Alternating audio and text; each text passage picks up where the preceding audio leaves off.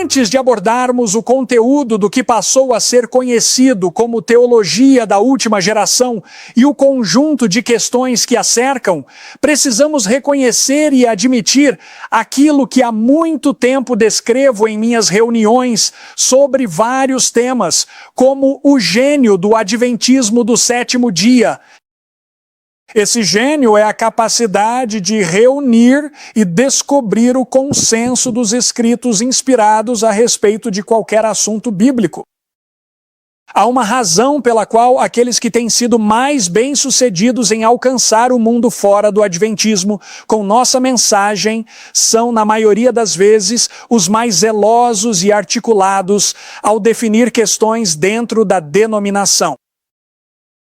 Porque para o verdadeiro adventista do sétimo dia, a apologética e evangelismo são gêmeos siameses. Eles andam juntos e não podem existir um sem o outro. Quando certas pessoas querem nos fazer acreditar que a missão fora da igreja é mais importante do que defender a fé dentro da igreja, elas não sabem do que estão falando. Essa ideia de que os defensores da fé dentro da igreja vivem voltados apenas para o próprio umbigo é um dos mitos mais absurdos do adventismo contemporâneo. Conheci pouquíssimas pessoas assim, porque ganhar almas fora da igreja e promover o reavivamento e a reforma dentro da igreja andam de mãos dadas. E o motivo disso, como veremos, é porque a maneira como mostramos a harmonia da Bíblia ao dar estudos para não adventistas no contexto do evangelismo é exatamente a mesma forma como mostramos a harmonia dos escritos inspirados ao abordar as controvérsias internas da igreja. Daí o valor de livros como, por exemplo, Estudando Juntos, de Mark Finley, e Respostas a Objeções, de F. D. Nicole.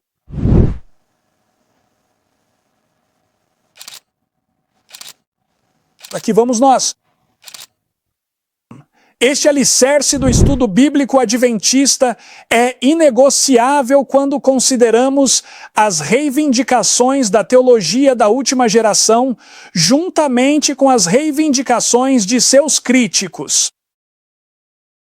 A unidade da Bíblia é a primeira questão que precisamos considerar, e todos nós conhecemos esta passagem, 2 Timóteo, capítulo 3, versículos 15 e 16.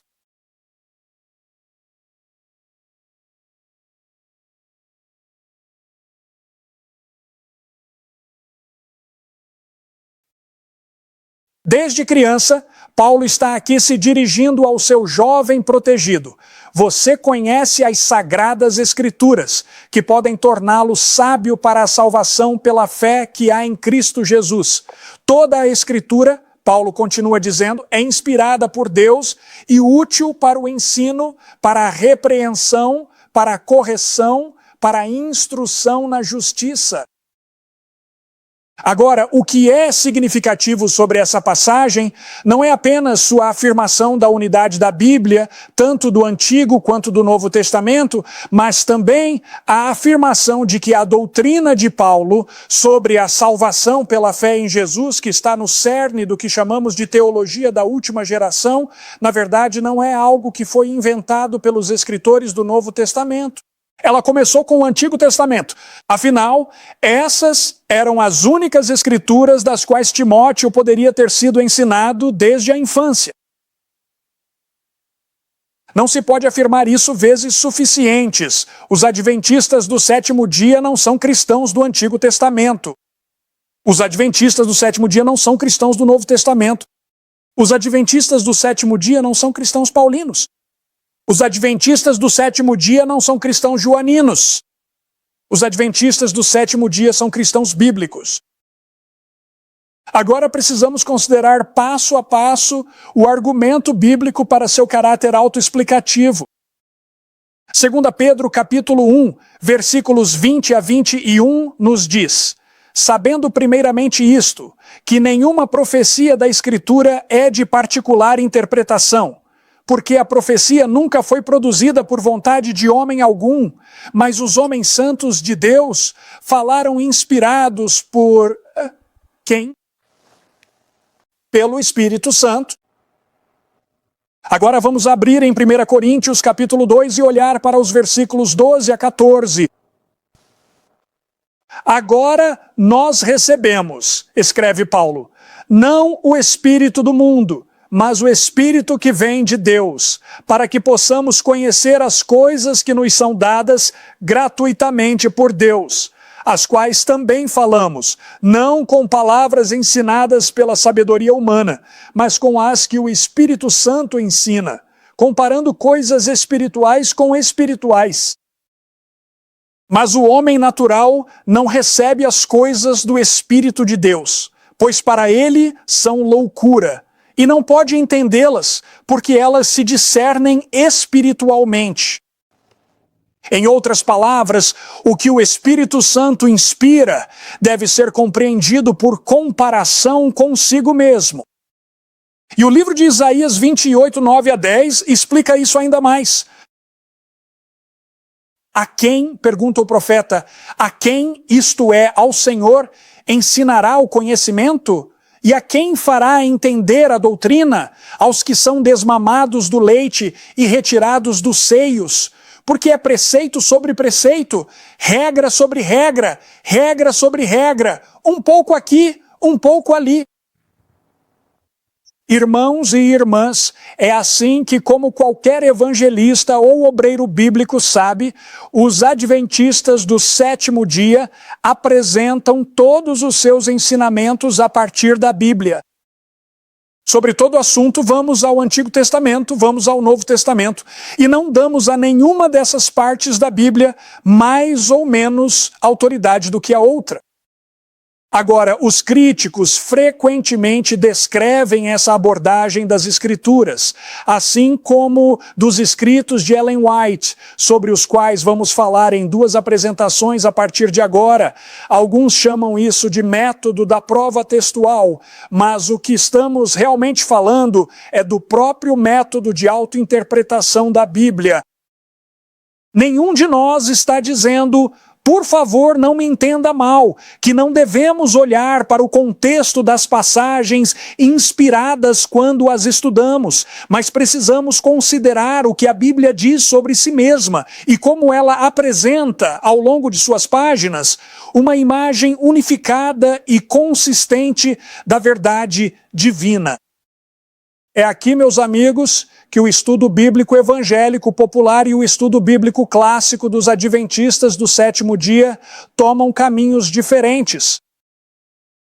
Ouçam o Dr. Edward J. Carnell em seu livro de alguns anos atrás intitulado O Caso da Teologia Ortodoxa.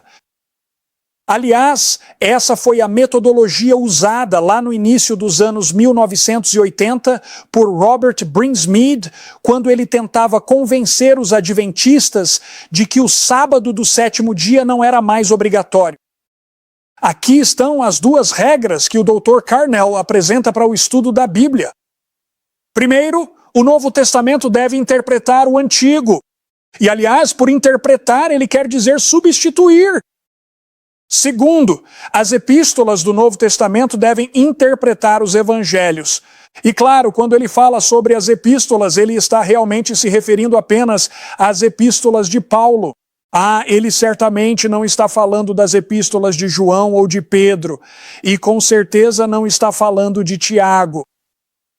Porque se você juntar todos esses materiais bíblicos, não tem como não ser um adventista do sétimo dia. Agora, ouça a seguinte declaração do Dr. Harold Lindsell, na Harper Study Bible, sobre o versículo que todos nós conhecemos, Eclesiastes 9:5, que, claro, trata do estado do homem e da morte.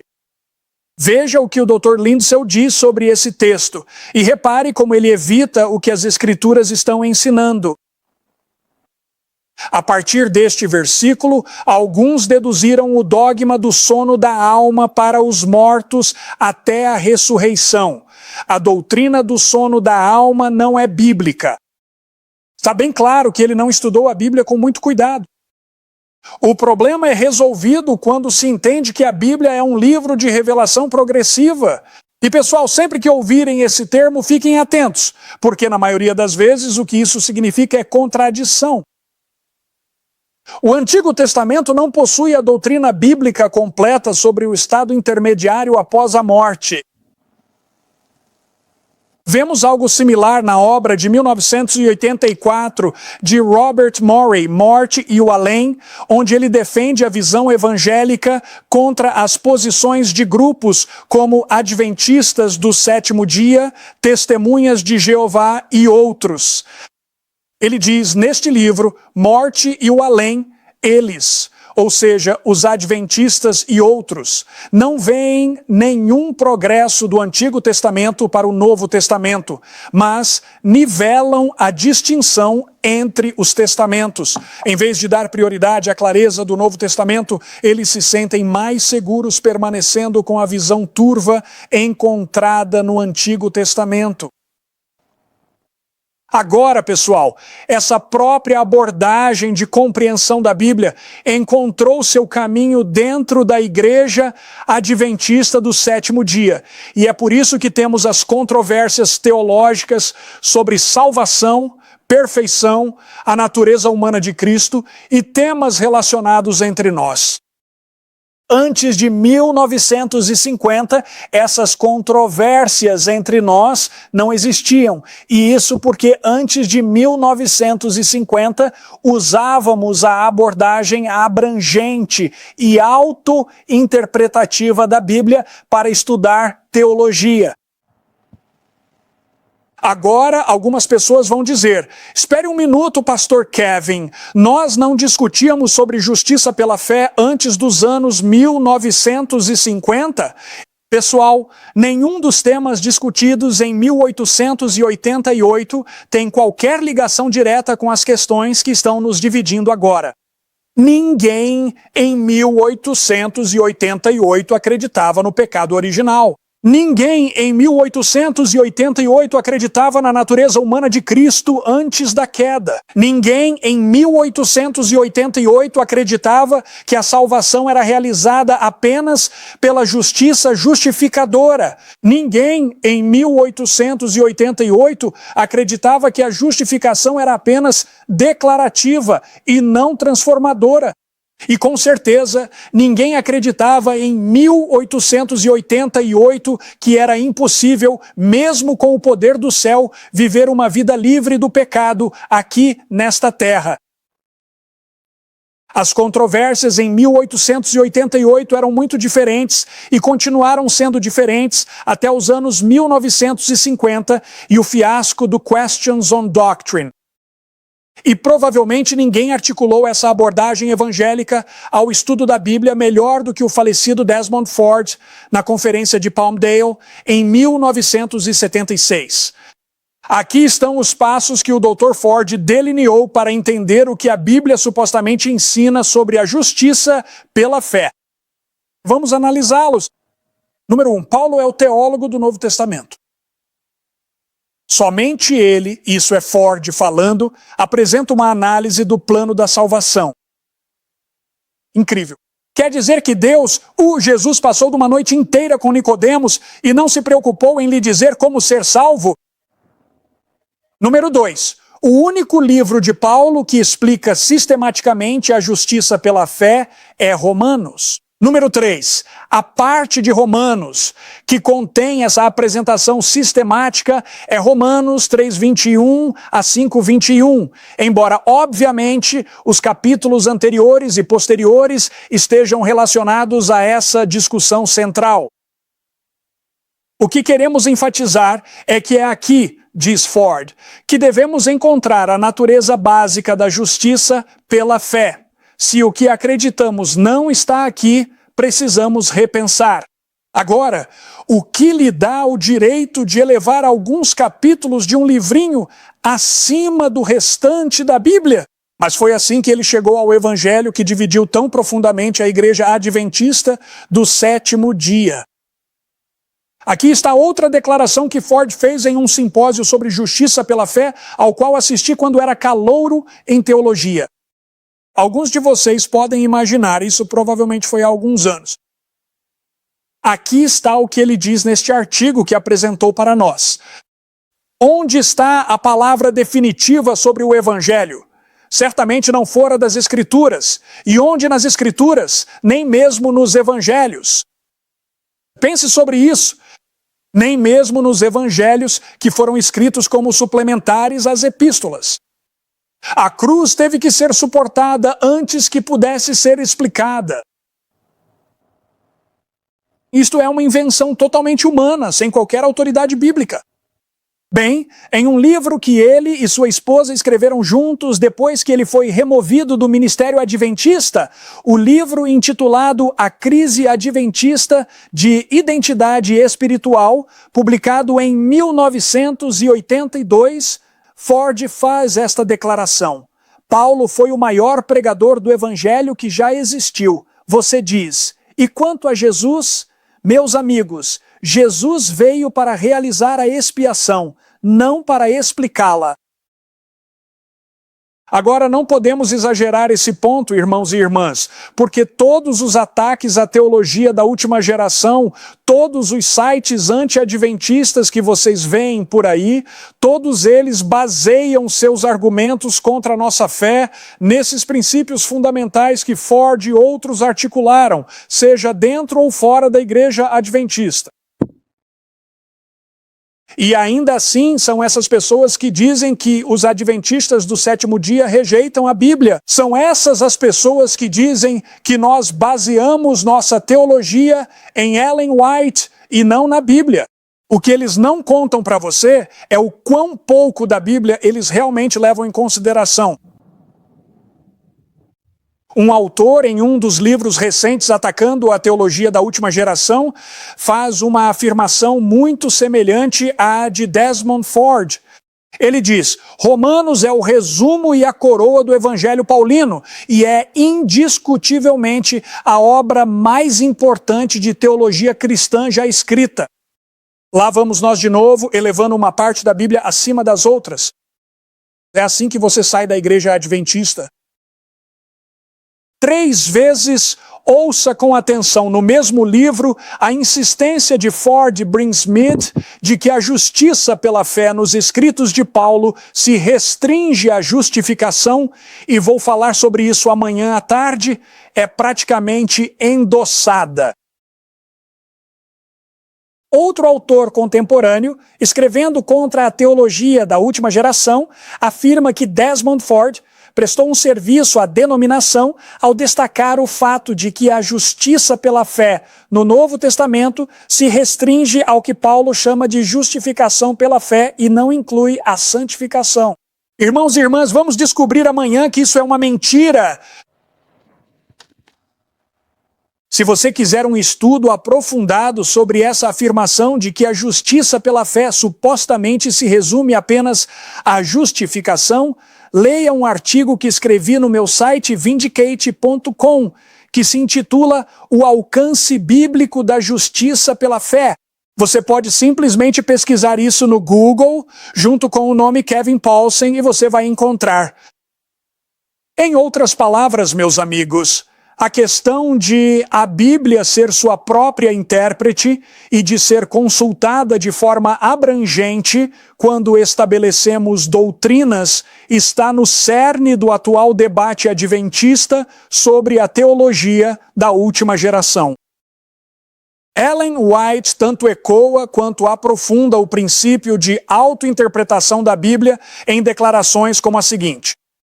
No livro Fundamentos da Educação Cristã, páginas 187 a 188, ela diz: a Bíblia é seu próprio expositor. Uma passagem servirá de chave para desvendar outras passagens.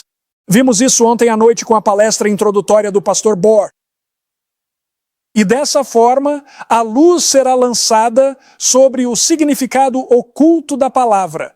Ao comparar diferentes textos que tratam do mesmo assunto, considerando seu contexto e implicações por todos os lados, o verdadeiro significado das Escrituras se tornará evidente.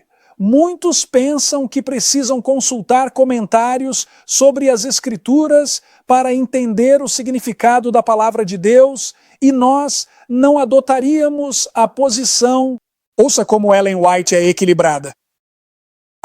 Nós não adotaríamos a posição de que os comentários não devem ser estudados, mas será necessário muito discernimento para discernir a verdade de Deus sob a massa de palavras dos homens. Permitam-me dizer neste momento que um dos maiores perigos no estudo das questões que vamos considerar durante este simpósio é confiar em comentaristas não inspirados para explicar a Bíblia.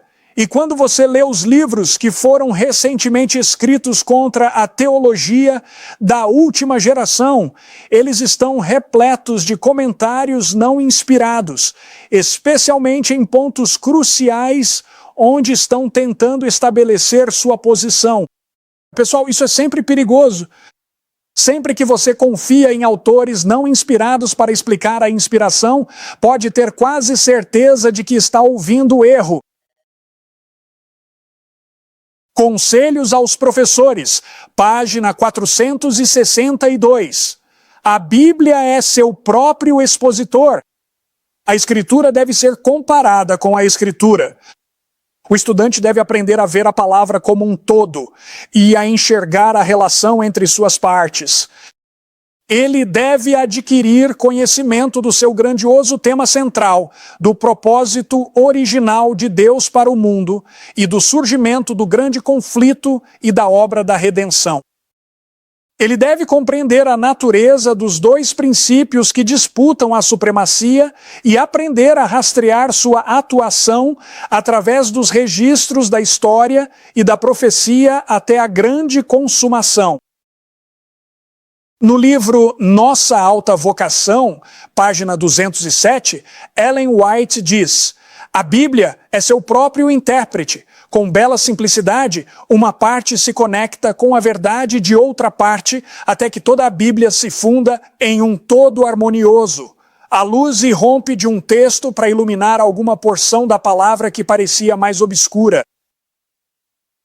O volume 8 de Testemunhos para a Igreja, página 157, diz de forma muito clara: a Escritura é a chave que desvenda a Escritura.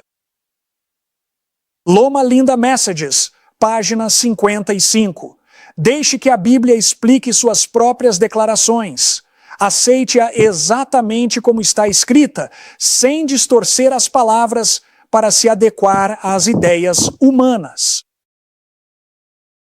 O volume 5 de Testemunhos para a Igreja, página 171, Deus exige mais de seus seguidores do que muitos percebem. É sobre isso que vamos falar esta semana.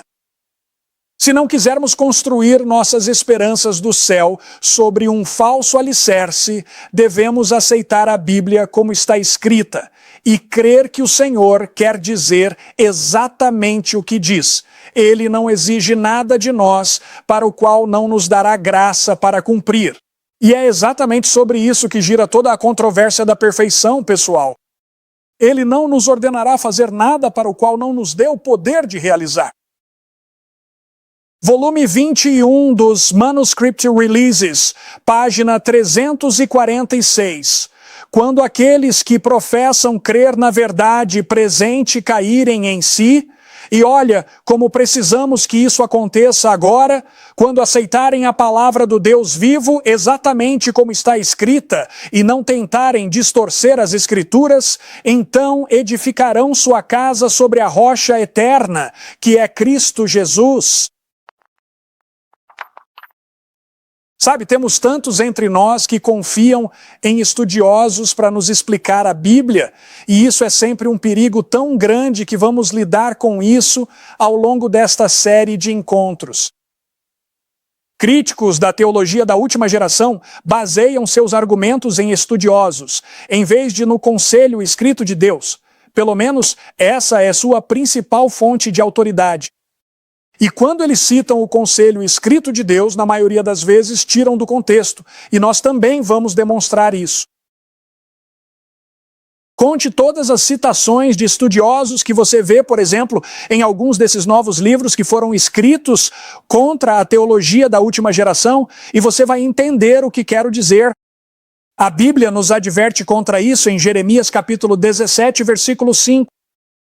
Assim diz o Senhor: maldito o homem que confia no homem, que faz da carne o seu braço e cujo coração se afasta do Senhor. Nas palavras de Jesus em Mateus capítulo 11, versículo 25, graças te dou, ó Pai, Senhor do céu e da terra, porque ocultaste estas coisas aos sábios e entendidos e as revelaste aos pequeninos. Não precisamos ser estudiosos para entender o que a palavra de Deus diz. O Grande Conflito, página 595. As opiniões de homens instruídos. E nós precisamos de homens instruídos. Você sabe, a maioria de nós que está apresentando neste simpósio tem títulos acadêmicos após o nome, mas isso não nos dá autoridade sobre a palavra escrita. Nós precisamos ser testados pelo que a palavra escrita diz. As opiniões de homens instruídos, as deduções da ciência, os credos ou decisões de concílios eclesiásticos, tão numerosos e discordantes quanto as igrejas que eles representam, a voz da maioria, nenhum nem todos esses devem ser considerados como evidência a favor ou contra qualquer ponto de fé religiosa.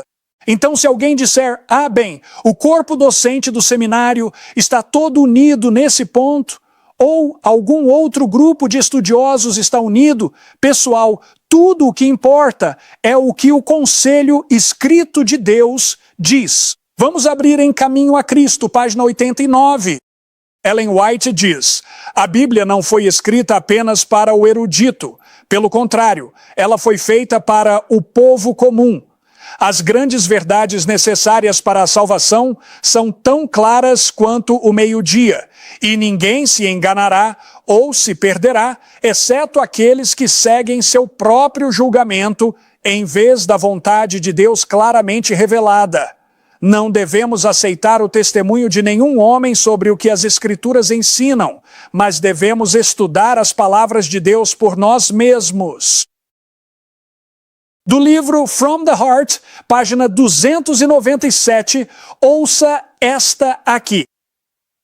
Quando surgem erros e são ensinados como verdade bíblica, aqueles que têm uma conexão com Cristo não confiarão no que o ministro diz. E isso inclui os ministros que vocês vão ouvir nos próximos dias. Não confiem em nós. Sigam o princípio dos nobres bereanos. Ela diz, eles farão como os nobres bereanos e examinarão as escrituras diariamente para ver se estas coisas são assim. E, a propósito, essa é uma das razões pelas quais todas essas apresentações que vocês vão ouvir neste simpósio serão disponibilizadas depois de apresentadas no site da Secrets Unsealed, para que vocês possam baixar isso como material de apoio e se reunir com seus amigos para estudos bíblicos, ou, estudos em casa, ou reuniões de oração na sua igreja local. E vocês podem analisar as evidências e descobrir se elas representam fielmente o conselho escrito de Deus ou não. Aqui está uma das minhas citações favoritas do volume 7 dos Testemunhos, página 71. Uma frase das Escrituras, um amigo meu chama isso de o princípio da frase única. Uma frase das Escrituras tem mais valor do que 10.000 ideias ou argumentos humanos. Agora vamos analisar outro grande problema, que é o problema da teologia baseada na experiência. Isso é muito perigoso, pessoal, mas muitas pessoas, incluindo os autores de alguns desses livros que atacam a teologia da última geração, estão confiando na experiência como sua autoridade. Mas sabem, pessoal, não podemos confiar no testemunho experiencial de alguém porque não sabemos toda a bagagem que pode estar à frente, atrás, ao redor, embaixo ou acima desse tipo de declaração. A Bíblia nos diz em 1 Reis, capítulo 8, verso 39, só tu, conheces o coração de todos os filhos dos homens. Você ouviu isso? Só Deus conhece o coração humano. E então, quando alguém diz, bem, eu tentei essa teologia e ela não funcionou para mim, você, eu e você não podemos entender por que isso aconteceu. Nós não sabemos, por exemplo, quanto peso pessoal, quantos equívocos, quantos pecados estimados, e ninguém quer falar sobre isso, podem se esconder nas sombras desse tipo de testemunho. É por isso que uma teologia baseada em experiências é tão perigosa. Ellen White fala sobre isso. Você sabe, Judas e o jovem rico teriam dito que a teologia de Jesus não funcionou para eles. Ouça o que Ellen White diz no volume 3 dos Testemunhos, página 71. Os fatos mais evidentes podem ser apresentados, as verdades mais claras, sustentadas pela palavra de Deus, podem ser trazidas à mente, mas o ouvido e o coração estão fechados, e o argumento totalmente convincente é: minha experiência. Alguns dirão: o Senhor me abençoou por crer e agir como tenho feito, portanto, não posso estar em erro. Minha experiência é agarrada com força, e as verdades mais elevadas e santificadoras da Bíblia são rejeitadas em favor do que eles gostam de chamar de experiência. No livro Conselhos sobre Saúde, páginas 108 a 109, Ellen White diz: Eva foi enganada pela serpente e levada a acreditar que Deus não faria como havia dito. Ela comeu e, pensando sentir a sensação de uma vida nova e mais exaltada, levou o fruto ao seu marido. A serpente havia dito que ela não morreria, e ela não sentiu nenhum efeito negativo ao comer o fruto. Nada que pudesse ser interpretado como morte, mas sim uma sensação prazerosa, que ela imaginou ser semelhante à que os anjos sentiam. Sua experiência se colocava em oposição ao mandamento positivo de Jeová. Ainda assim, Adão permitiu-se ser seduzido por ela. Na página 109 do mesmo livro, ouça este alerta e veja se isso não soa como algumas das experiências que você talvez já tenha tido. Diante dos mais claros mandamentos de Deus, homens e mulheres seguem suas próprias inclinações e então ousam orar sobre o assunto, tentando convencer Deus a permitir que sigam contrariamente à sua vontade expressa. Você se lembra de alguém na Bíblia que tentou fazer isso? O nome dele era Balaão. Ele não terminou muito bem, não é mesmo? Satanás se aproxima dessas pessoas, assim como fez com Eva no Éden, e as impressiona. Elas têm um exercício mental e relatam isso como uma experiência maravilhosa que o Senhor lhes concedeu. Mas a verdadeira experiência estará em harmonia com a lei natural e divina. A falsa experiência se opõe às leis da natureza e aos preceitos de Jeová. E pessoal, se vocês forem a esses novos livros que foram escritos contra a teologia da última geração, e eu conheço esses autores pessoalmente, são meus amigos, e eu os amo como irmãos em Cristo, e irmãs também, mas eles dependem fortemente da própria experiência para definir o que as Escrituras e os escritos do Espírito de profecia estão ensinando. Notei que essas declarações não aparecem nas anotações que foram impressas. Eu esperava que elas aparecessem nos slides desta apresentação. Parece que elas não estão nas minhas anotações aqui, então não posso lê-las agora. Espero que estejam nos folhetos que vamos disponibilizar, porque quero que as pessoas vejam como estudiosos e líderes de pensamento entre nós estão confiando em sua experiência como autoridade. E isso é extremamente perigoso. Eles falam sobre como não tinham a certeza da salvação quando acreditavam na teologia da última geração. Eles falam sobre como costumavam acreditar que a santificação era necessária para obter aceitação diante de Deus e agora supostamente experimentaram a maravilhosa revelação de que tudo o que precisam é da justificação para passar pelo juízo de Deus. Pessoal, isso é uma heresia, se é que já existiu uma, e está baseada na experiência das pessoas em vez da palavra escrita. Livros estão sendo distribuídos aos nossos ministros que ensinam esse erro, que falam sobre como as pessoas costumavam ser perfeitas. Bem, então o que aconteceu com você, pelo amor de Deus? Quando você usa a experiência como sua autoridade, é aí que está o problema. E não estou dizendo que as pessoas não tenham tido experiências ruins com doutrinas corretas. Temos que admitir que isso já aconteceu. Temos que admitir que há momentos em que essas verdades gloriosas não foram apresentadas da maneira bela que a inspiração as apresenta. Precisamos reconhecer isso. Mas isso não significa que elas deixem de ser a verdade. O fato de você conhecer um guardador do sábado que abusa dos próprios filhos não significa que o 7º dia deixou de ser o sábado do Senhor nosso Deus. A palavra de Deus continua sendo a palavra de Deus. E mesmo que as pessoas possam deturpá-la, mesmo que você tenha sido criado em um lar excessivamente rígido, onde era forçado, como punição, a ler o livro Mensagens aos Jovens por 3 horas. Quero dizer, eu não sei o que foi, não sei o que passa na cabeça de pais que fazem coisas estúpidas assim. Mas, pessoal, isso não significa que o livro Mensagens aos Jovens deixou de ser verdadeiro.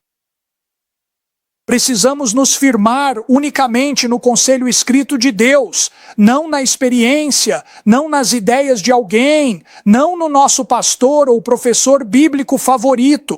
Nada disso é confiável quando se trata da palavra de Deus. Nossa autoridade suprema sobre a opinião humana, a cultura humana, a erudição humana e a experiência humana deve ser o conselho escrito de Deus.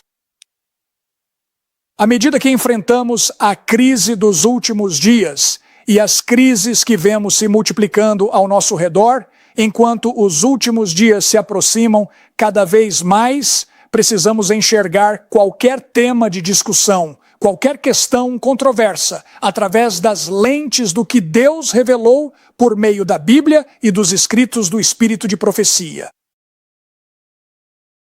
Ellen White nos diz, após descrever a personificação de Cristo por Satanás no livro O Grande Conflito, na página 625 desse livro, ela diz: somente aqueles que foram diligentes estudantes das Escrituras e que receberam o amor pela verdade serão protegidos do poderoso engano que cativa o mundo. No volume 3 de Mensagens Escolhidas, páginas 83 e 84, ela estende esse princípio aos próprios escritos dela. Os homens podem criar plano após plano, e o inimigo buscará seduzir almas para longe da verdade. Mas todos os que creem que o Senhor falou por meio da irmã White e lhe deu uma mensagem, estarão seguros das muitas ilusões que virão nestes últimos dias. Crede no Senhor vosso Deus e estareis seguros. Crede nos seus profetas e prosperareis. Pai Celestial, suplicamos a Ti, pelo espírito de entrega que não aceitará a palavra de nenhum ser humano acima do que está ensinado na Tua palavra escrita. Oramos para que nem experiências, nem cultura, nem as opiniões de pessoas que admiramos sejam permitidas a interferir em nosso processo de decisão. Que possamos confiar exclusivamente no conselho escrito que Tu nos deste, desde Moisés até o Teu profeta moderno. Esta é a nossa oração em nome de Jesus. Amém.